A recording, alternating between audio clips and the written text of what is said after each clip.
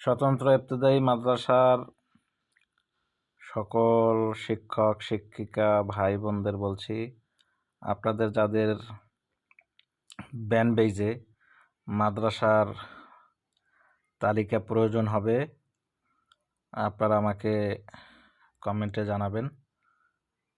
আমি সাধ্যমতো আপনাদের চেষ্টা করব মাদ্রাসার নামটি বলার জন্য।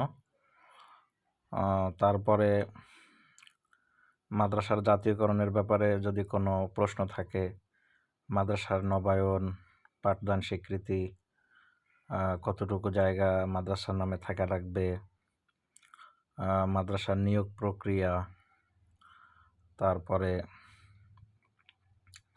স্বতন্ত্র ইবতেদায়ী মাদ্রাসার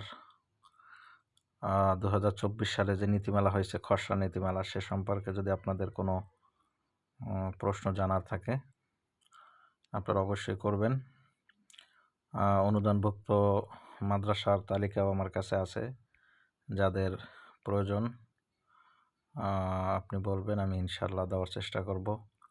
বাংলাদেশের সকল জেলার তালিকাই আমার হাতে আছে। এরপরে তথ্য হালনাগাদের বিষয়াদিও আমার কাছে আছে। ডিসেম্বর মাসের 18 তারিখে 1519টি স্বতন্ত্র ইবতেদায়ী মাদ্রাসার মধ্যে 350টি স্বতন্ত্র ইবতেদায়ী মাদ্রাসার কর্মরত শিক্ষকদের হালনাগাদ তথ্যাদি প্রেরণের সময়সীমা বৃদ্ধি সংক্রান্ত, অর্থাৎ 350টি স্বতন্ত্র ইবতেদায়ী মাদ্রাসার লিস্ট তথ্য যায় নাই, এজন্য আবার সময় বৃদ্ধি করে আবার ই করে দিছে। মোট কথা, স্বতন্ত্র ইবতেদায়ী সম্পর্কে যদি কারো কোনো প্রশ্ন জিজ্ঞাসা থাকে অবশ্যই কমেন্টে জানাবেন। আমি ইনশাল্লাহ আপনাদের কমেন্টের রিপ্লাই দেওয়ার চেষ্টা করব আমি যতটুকু জানি। এছাড়াও আপনাদের আরেকটা জিনিস তথ্য জানিয়ে রাখি, সেটা হচ্ছে অনেকে অনেক রকমের প্রলোভন দেখাতে পারে টাকার, বা আমি কাজটা করে দেব,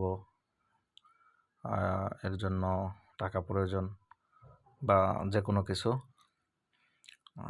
সেক্ষেত্রে কারো কথায় প্রলোভিত হবেন না।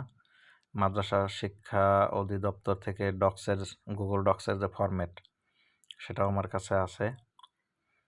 এটা কিভাবে প্রেরণ করতে হবে সে সম্পর্কে যদি আপনাদের কারো কোনো কিছু জানার ইচ্ছা থাকে জানাবেন।